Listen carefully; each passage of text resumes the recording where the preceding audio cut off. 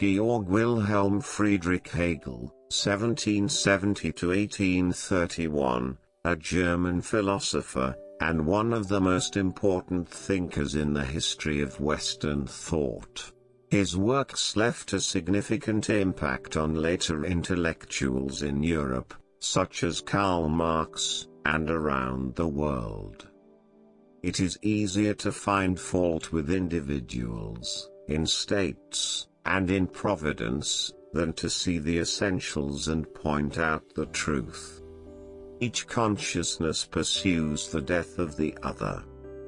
Through simple traditional medicine that presupposes feeling what is the work of reason and its understanding for thousands of years, all are spared from the disturbance of rational insight and knowledge.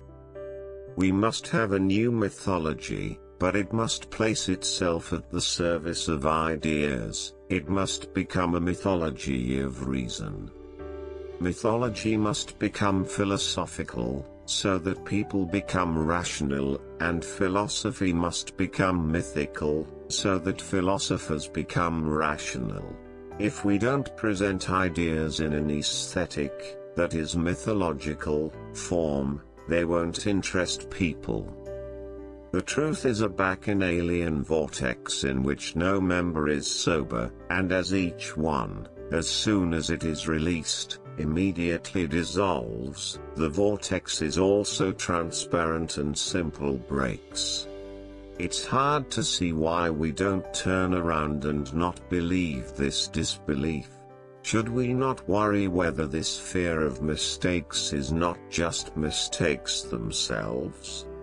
It is obvious that behind the so-called curtain which supposedly hides the inner world, there is nothing to see unless we go behind it ourselves, as much as we can so that we can see, because there may be something back there to see.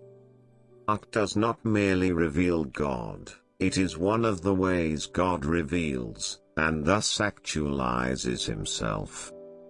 Indeed, thinking is essentially the negation of what is before us. When we look at the world rationally, the world looks back rationally.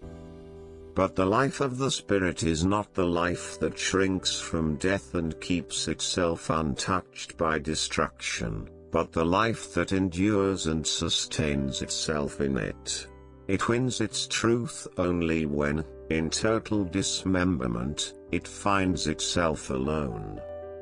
Passion is this power of simply looking the negative in the face, and sticking with it. Lingering with this negative is the magical power that turns it into existence. This power is identical to what we previously called the subject.